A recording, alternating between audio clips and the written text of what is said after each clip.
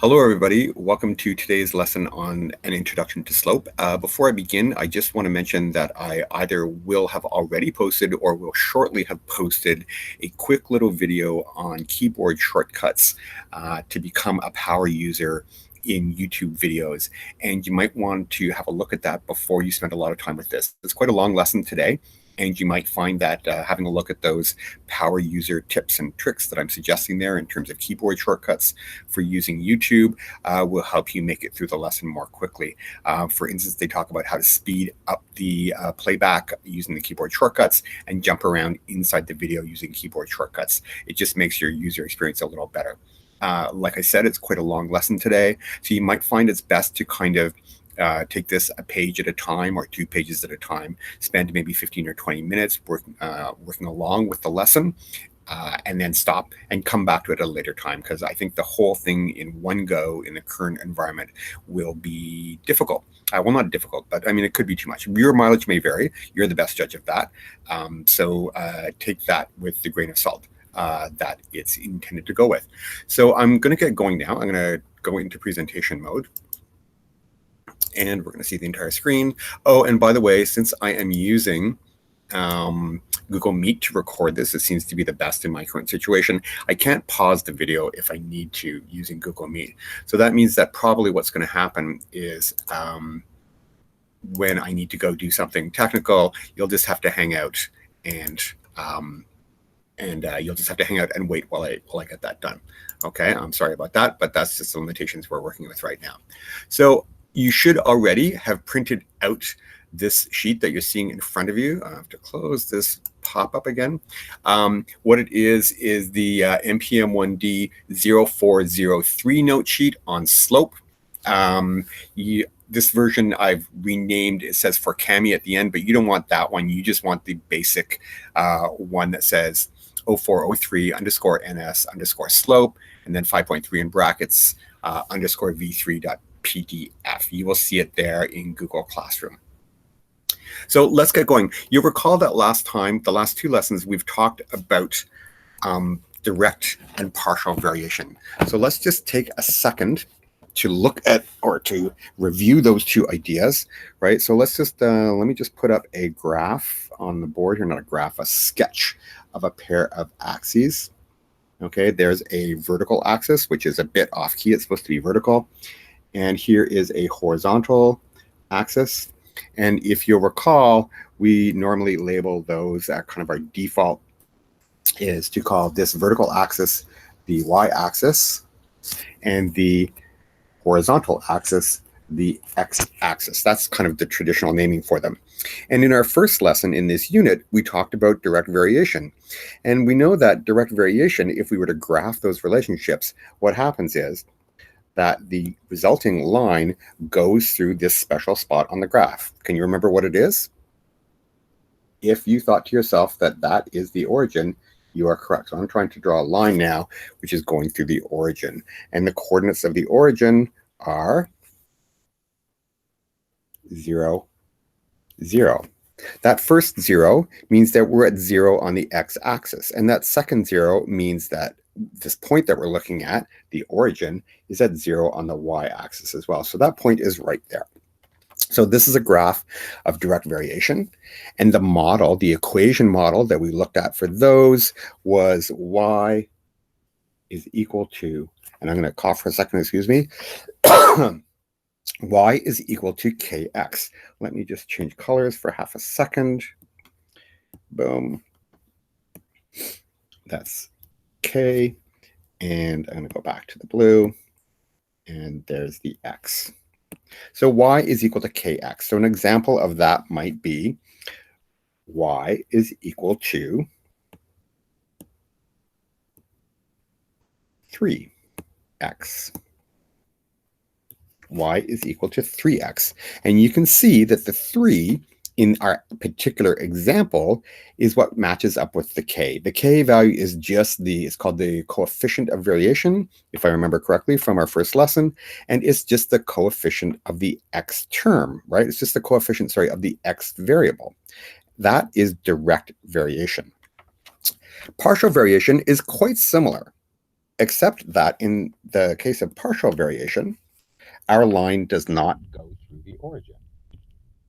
So here, this line I'm drawing right now is an example of partial variation. And the graphical, not the graphical, the equation model, the algebraic model for these situations is more like this. Y is equal to m x plus, let me put this in yet another color, put that in green, b. Okay, so let's have a particular example right here. Let's go back to blue. Nope, I don't want to do I want to do that? And I'm going to switch that one to, I want that one. How can I access that again? Oh yeah, access it this way. So it's y is equal to m x plus b.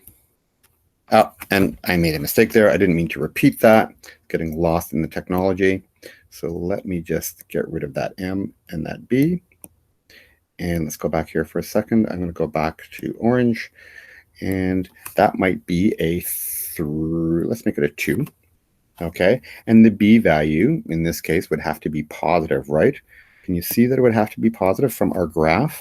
Because we're at this spot on the y-axis up here where I'm drawing a dot right now. So the b value would have to be some kind of positive number. Let's say that it was 4. And let's put it in green so it's consistent. Okay, so in this particular example that we have right here for the partial variation, that point up on the y-axis would actually be at 0, 4. Okay, so as you can see, we call it k. The general form is the coefficient of the x term is k when it's direct variation, and it's m when it's partial variation. And I know that's confusing. It's just kind of for mathematical historical reasons that that's the way it played out. They both function in exactly the same way, and it will make no difference in terms of assessment or some kind of testing situation that you know the difference that one is called k and one is called m. In fact, going forward, I'm pretty much only going to be referring to the coefficient of the x term. The coefficient of the x term, that's this one right here that I'm underlining right now, the coefficient of the x term as m. That's the letter we're going to use. Okay, so that's our review, and this might be a good place to pause if you need to. So what we're seeing on the screen right now is a graph showing the distance traveled in 10 seconds for 3 different animals. A cheetah, which is the top situation right here that I've just highlighted in blue, a human, which is the middle situation right here that I've just highlighted in blue, and a groundhog, which is the third one that I've highlighted right here. You can see that we have time on the horizontal axis. That means it's the independent variable because it's on the horizontal axis. And I've shown you the points for 10 seconds for the groundhog, the human, and the cheetah. Let me get rid of those highlights for a sec. And the first question we're asking is, what is the independent variable? Well, I've already said it, haven't I? The independent variable, and you should pause and fill this in for a second for yourself if you're just to test yourself. But the independent variable is indeed time. And then that means that by process of elimination, the dependent variable is going to be the variable that's on the other axis, and that's going to be distance. Okay, and that's badly spelled. Sorry about that there. That's supposed to be a distance right there, so I will erase that because I can, because I have the technology. And let's do a better E in there. Okay, so for each point that's marked on the graph, what is the time value that we're looking at? Well, I've already said that as well. It's 10 seconds. Okay. So the next thing I'm asking you is, which is the fastest animal, and how do you know that? Take a second, think it through. And yes, the cheetah is the fastest animal. And how do we know that? Well, we know that because after 10 seconds, which is the point right here on the graph, there's 10 seconds right there.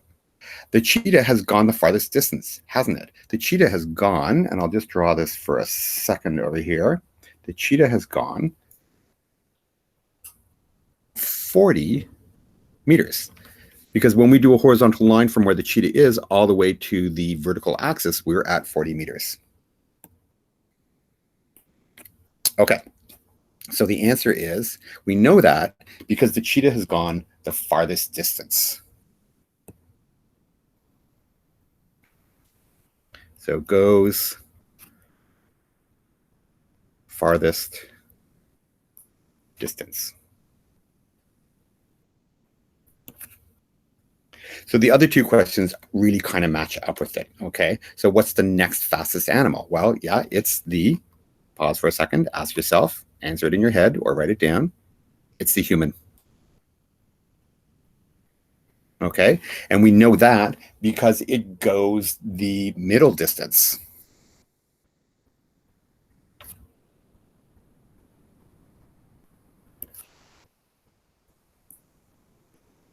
If you draw a line from the human at 10 seconds over to the vertical axis, you're going to see that it crosses the vertical axis at 10. So it's gone 10 meters. And then the slowest animal by process of elimination or by looking at the graph is going to be the groundhog, isn't it?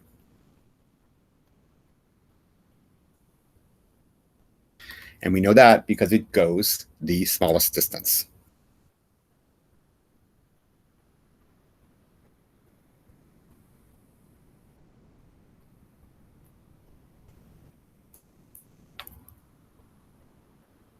Okay, so what's the connection between the line and the speed?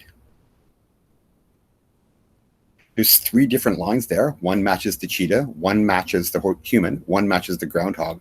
What's the connection between what you're seeing in the lines and the speed of the various animals? We know that the cheetah is the fastest. Well, what's true about its line compared to the groundhog, which is the slowest? The answer is that it's the steepest. The relationship that we're looking for is that the steeper the line, the faster the speed.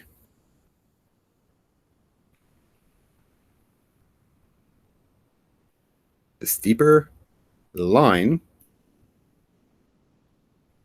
the faster the speed.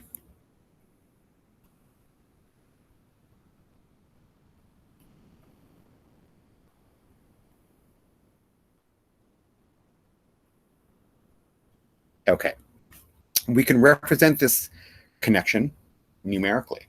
Okay, and in fact, that's one of the main goals of what we're looking at today, is to get some kind of number that represents the relative steepness of these lines. And we do that using this idea called slope. Okay, and the slope is just the ratio. Well, the slope is just actually a numerical measure of the steepness of the line. And mathematically, what it is it's the ratio of the vertical change in the line divided by the horizontal change in the line. So for the cheetah, between the point where it starts, right down at the origin, at 0, 0, at where the two axes intersect, for the cheetah, it goes in 10 seconds, it goes 40 meters. So the vertical change is 40 meters. Oh, sorry, okay, well, we'll do the cheetah first. The vertical change is 40 meters, and the horizontal change is 10 seconds. So that means that the slope of the line representing the cheetah, if we simplify that, is going to be 4, because 10 goes into 40 4 times. For the groundhog, that relationship is that in 10 seconds, the groundhog has gone, where is that? That's 2.5 meters. So the vertical change is 2.5 meters, and the horizontal change is still 10 seconds. I selected 10 to be the same for all of them just to make this calculation a little more obvious. So that means that the numerical representation of the slope is going to be 0.25. And the humans in between, in 10 seconds, the human has actually gone 10 meters. You can see that from the graph up here. If you have a look, human's gone 10 meters.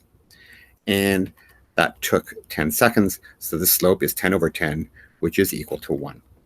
Okay, so that's the basic idea here, that the slope, which we can see on the graph up above, is a measure of the steepness of the line, and we can get a numerical value for that by taking the vertical change, that's the change on the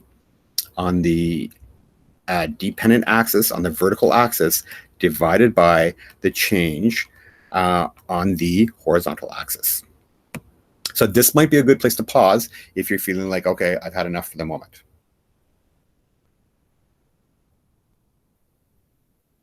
So a couple of points here.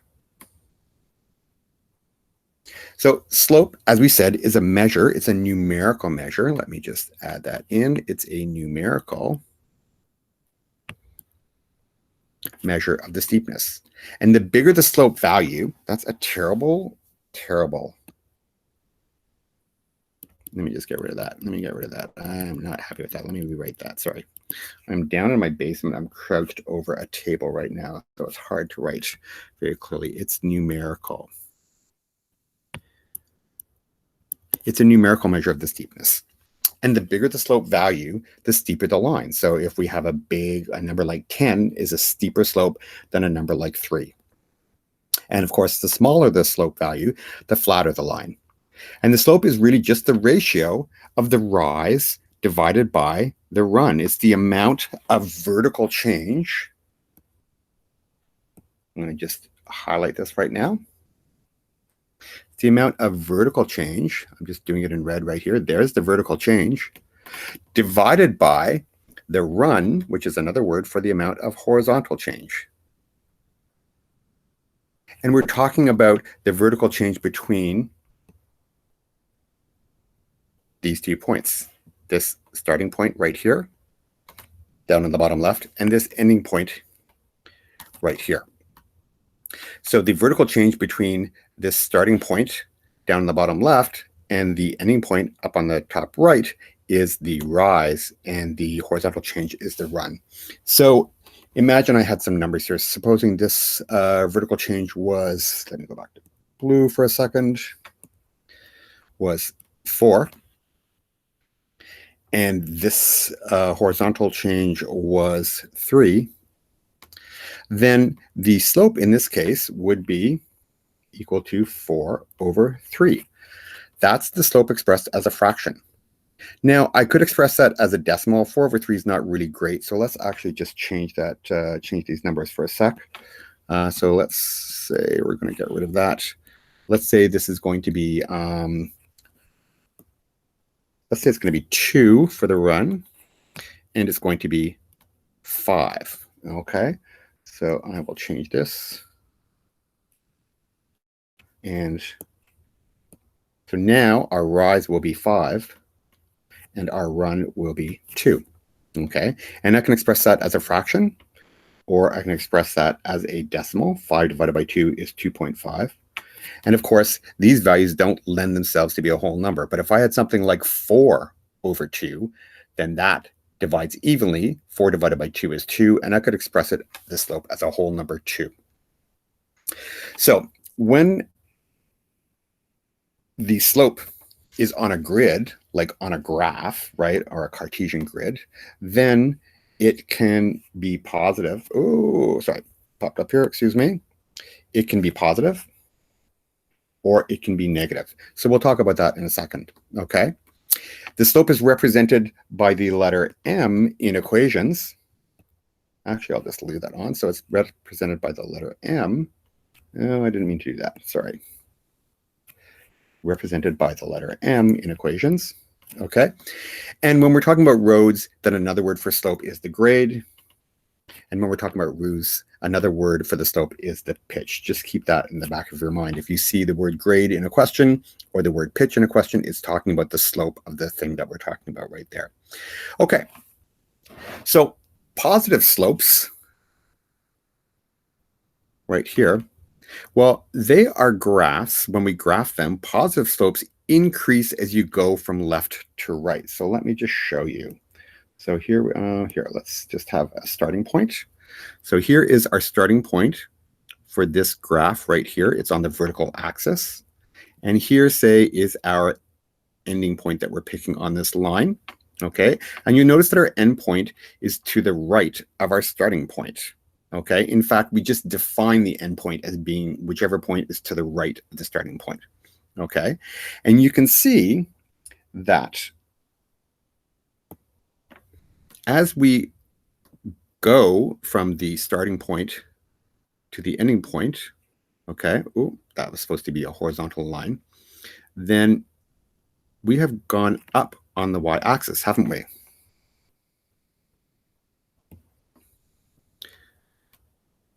Like this ending point is higher up on the y-axis than the starting point is. So the graph has increased as we've gone from left to right. We say that it has a positive slope. Negative slopes are the opposite.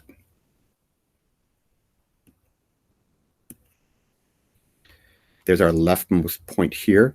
Say for the negative slope, we pick another point over here as an ending point. It's to the right. We just always say that it's defined as being from the left to the right. And we can see from that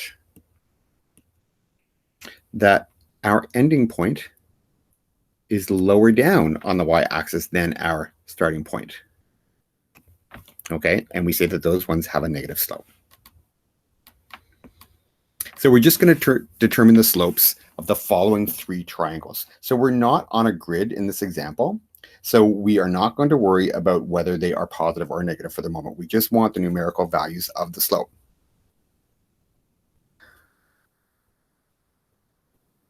So we have a rise. So I'm looking at number A for a second. So we have a rise. Let me go to green. We have a rise of 10 units. So, oh, by the way, actually the slope is the rise divided by the run. And the rise is just a change vertically. And we saw, it's in green on your screen right there, that rise is going to be 10. Okay.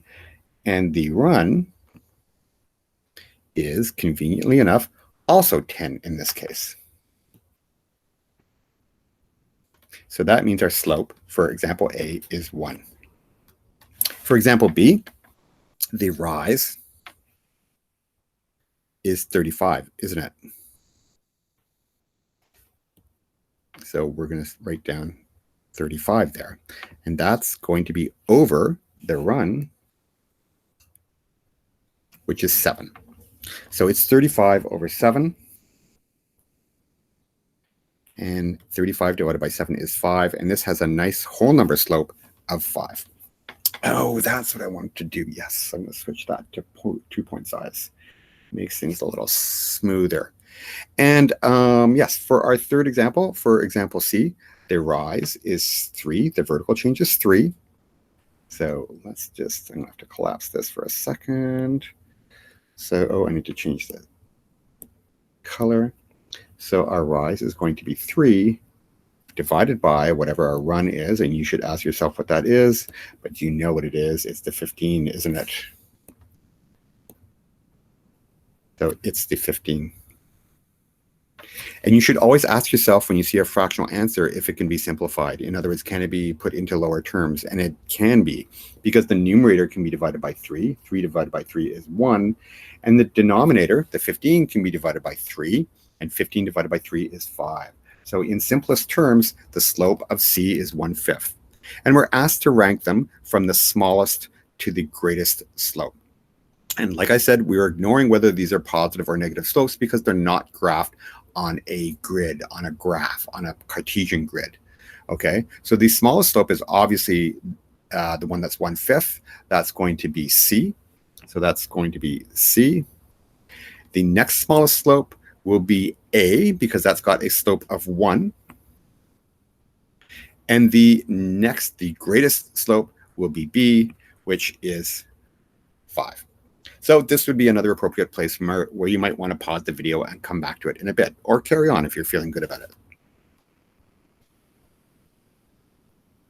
So we have a small word problem here, okay? A ski jump is 70 meters high, and it takes up a horizontal distance of 56 meters along the ground. So it's 70 meters high, and it's got a horizontal distance of 56 meters along the ground. And we want to calculate the slope of the jump. So let me just switch into line mode for a second. So it's 70 meters high. So let's draw a line to represent 70 meters high here. So that's it right there. And we will say that that is 70 meters. Okay.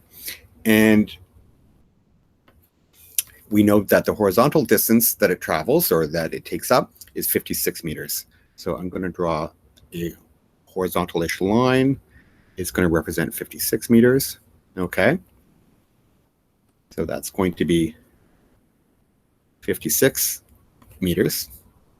And we want to know what the slope of the jump is. So the slope, the jump, runs between this starting point right here and this ending point right here. So we want to know what the slope is of that line. So let me just choose another color. Actually, let me choose black for that. So we want to know what the slope is of this line between this starting point and this ending point right there. So it's not going to be too crazy. We know more or less what we're looking at right now. The slope is going to be the rise divided by the run. So the slope m is equal to the rise divided by the run. And let me just rewrite the run because that's could be better. Actually, I'll just do the r. So the rise divided by the run, that's going to be equal to 70 meters divided by 56 meters. And you'll notice that our vertical and our horizontal are both in the same units. They're both the same types of quantities. They're both meters. So you could look at it as if they are just canceling each other out. Okay, and we can simplify that fraction. 70 divided by 56. Oh, sorry, that should be blue.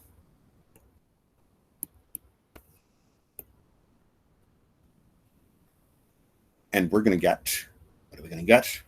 We're going to get 5 over 4.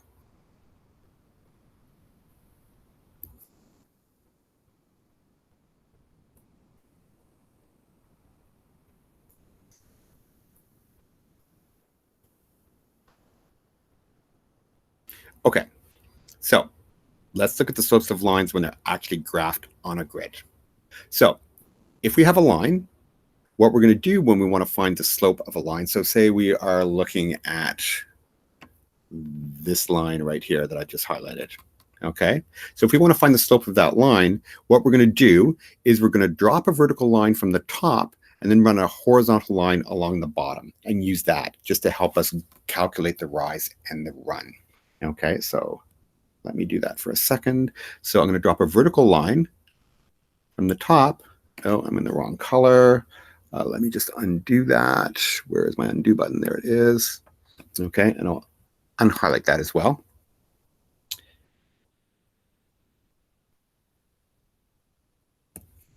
So we're going to drop a vertical line from the top. Okay, and we're going to create a horizontal line going across. Okay, so our starting points are here. Our 2 points that we're looking at right now are here and here. So we're going to ask ourselves, what is the vertical distance between the starting and the ending point? Well, it starts at 5, right? And it ends at 0 on the y-axis, on the vertical axis. So that means our vertical change must be 5 units. And our horizontal change is going to be the distance between the 0 and the 2 on the horizontal axis. So our horizontal change is 2. So our slope, m, is equal to 5 over 2. I know you're going to be tempted to translate that into 2.5 because you all hate fractions and you love decimals. But the it's important, it's valuable, it's useful to keep the slope as a fraction because it helps you to remember that the slope is the ratio of the vertical change, which is the top number, to the bottom number, which is the horizontal change. Okay, so if we keep it in fraction form, that still stays visible to us. Okay, let's look at B. So we have a point given right here at the left, and another point given here at the right, and we're going to drop a vertical line down here, and then do a horizontal line across here. And our vertical change in this case is going to be 2 because we're at 2 on the y-axis and we go to 4. Okay? And I just realized I made a mistake in the previous example. See if you can spot it. I'm going to finish this example first and then go back. So the vertical change is 2, and the horizontal change is the distance from 1 to 4 on the x-axis. So that is going to be 1, 2, 3. So our slope in this case will be m is equal to 2 over 3. Can you see the mistake I made in the first example?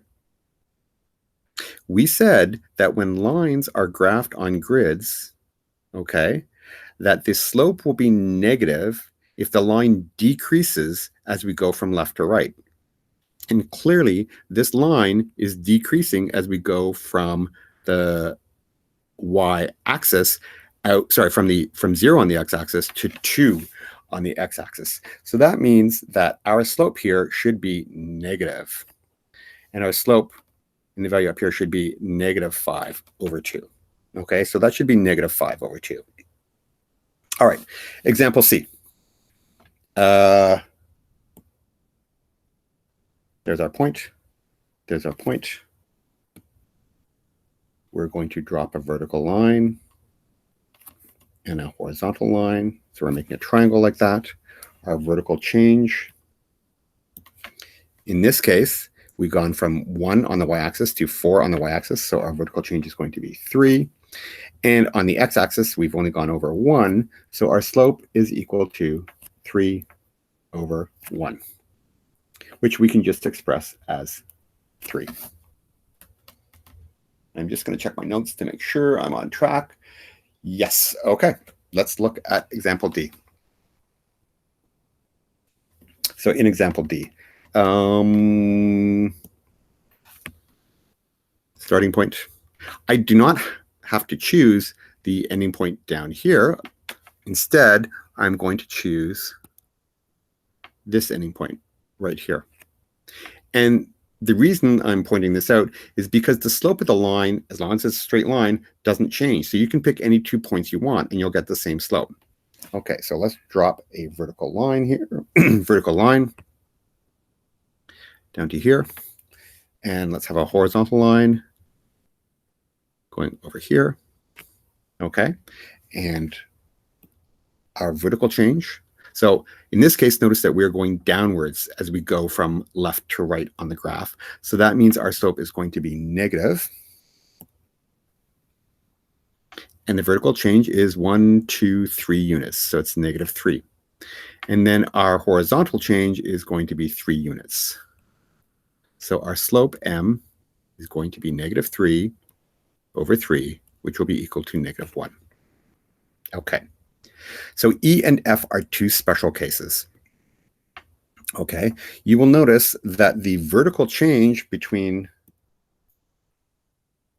these 2 points is 0. There isn't any change in the height, is there?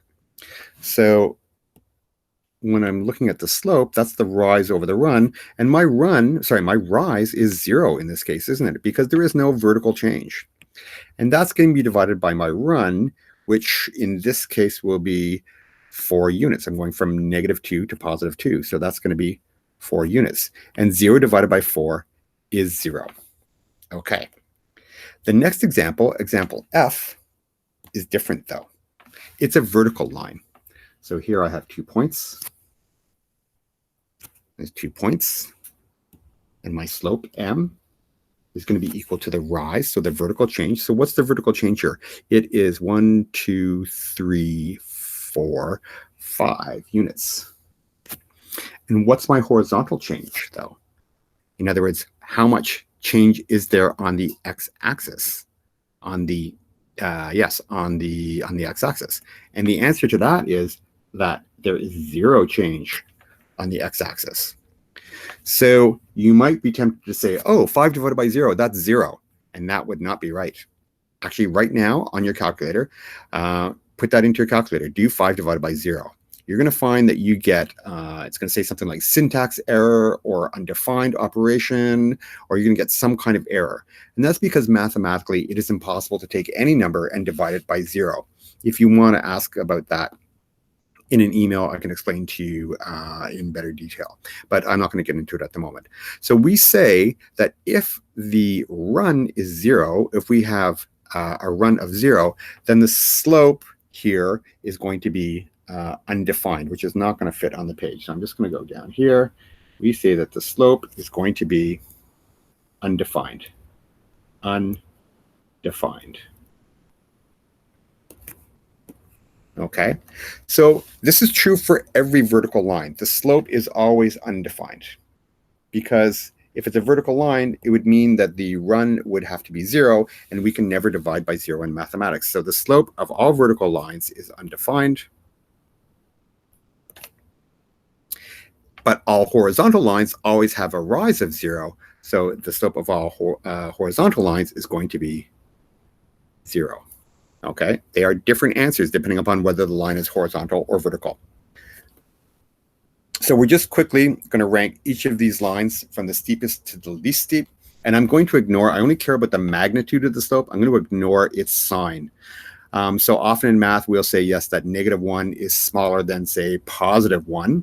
But we're going to ignore that. And I just want to look at the magnitude. So which is the steepest line and which is the least steepest. So if you look up there at the graphs, you'll see that our steepest line is the slope of 3. That's got the biggest magnitude. So that is the C. And then the next steepest line is going to be -5/2, because 5/2 is 2.5. So that's going to be A. Then after that, the next steepest line is the one that has a magnitude of 1. So that's going to be D. And the next steepest line after that will be B, because it's slightly smaller than 1 at 2/3. So that's going to be B. And then we're going to have line E, which has got a slope of 0. And line F is just going to be left out because it has no slope whatsoever. It's undefined. And we're coming up to the last page. You could pause here. It might be a good point to take a break. All right. So we're told that a line segment has an endpoint at the point 5, 4. That means its x-coordinate is 5 and its y-coordinate is 4. So let's mark that on the graph. So the x-coordinate is going to be 5. So 5, and its y-coordinate is going to be 4. We're going to be right at that point there that I mark in green. So let me just write down its coordinates for us. 5, 4. Okay. And we're asked to find another point. And we know that the line has a slope of -2/3. Okay. So we can use the slope to find another point. We know the rise is -2. So we're going to go down 2. And the run is 3. So we're going to go over by 3. And that's going to give us a second point right here. And the coordinates of that point are going to be 8 and 2. So we found another point. And we don't even, oh, let's actually draw in the line right there. As you can see, there's the line. I can extend it out, actually. And I can go over in this direction too. And we can actually just do, sorry, I need to erase that. We can actually just do this process numerically as well. Yeah, undo that again. Sorry. Come on.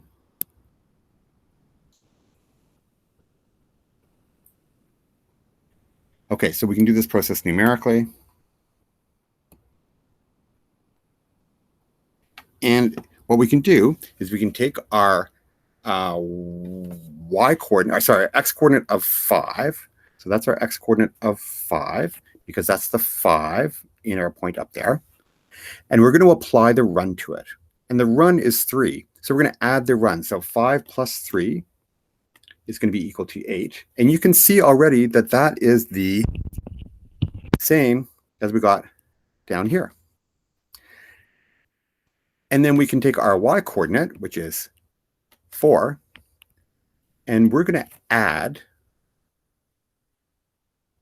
Oh, I made a mistake. No, I didn't. We're going to take our run coordinate. Oh, I have made a mistake here. X coordinate. Yeah, so, okay, the mistake I made was we took the X coordinate and we added not the rise. We added the run because the run was 3. So 5 plus 3 gave us 8. So that's correct. And then we're going to take our Y coordinate and we're going to add the rise. And the rise is -2. And 4 plus -2 gives us 2.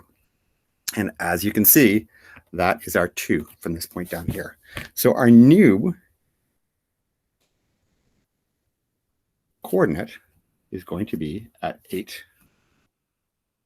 2. Okay. So that's it for the lesson for today. Here is the homework in the textbook. Right here, give it a shot. As always, if you have any questions, don't hesitate to ask. And take it easy. I hope you're all staying safe.